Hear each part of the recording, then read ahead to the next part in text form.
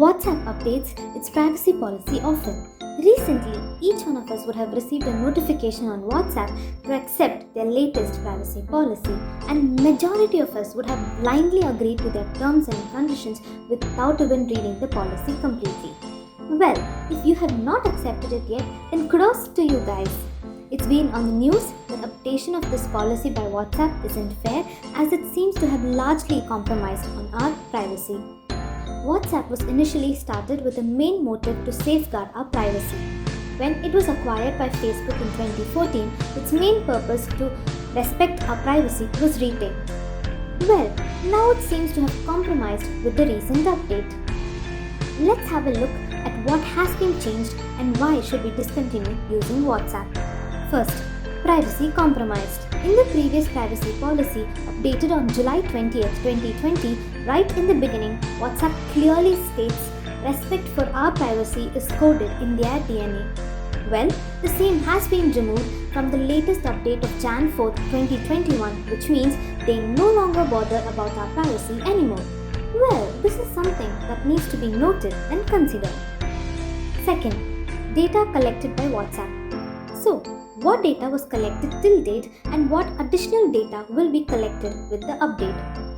In the previous privacy policy, WhatsApp collected details of the phone model, the operating system information, the browser information, IP address, status updates, and connection information like your phone number and mobile operator.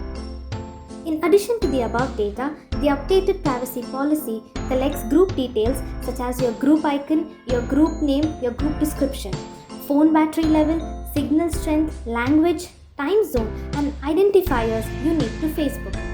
Well, I'm not sure why they collect this additional data, but one feature they still claim to retain is that the chats cannot be read by WhatsApp as it is still end-to-end encrypted.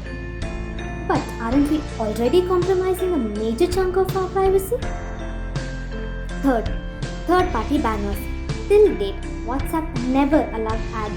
The statement now comes with a disclaimer that currently they do not have any intention to do them, but if they ever do, they will update the policy. Now, the question that arises is, will we know when they update it? Fourth, how WhatsApp works with Facebook companies. What is the information that WhatsApp is going to share with Facebook and Facebook companies? Well, the answer is pretty much everything. WhatsApp will share every data that is being collected to Facebook and Facebook companies to bring personalized ads recommendations based on the conversation with your friend on WhatsApp. Which means that even if you do not have an FB or Insta account, the details shared with your friends will be retained by WhatsApp and recommended to you when you have an account on either Facebook or Insta.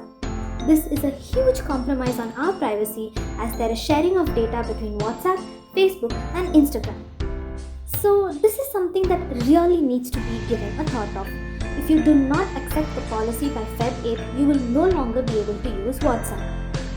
We are now witnessing WhatsApp similar to Facebook, where it is being drifted away from a privacy-focused messenger and sharing the info with Facebook. Since WhatsApp is deeply integrated into our lives, it is our call to continue using WhatsApp or shift to a more promising privacy-focused messaging app. So, what could be the alternatives for WhatsApp? Well, stay tuned for the next video to know the same.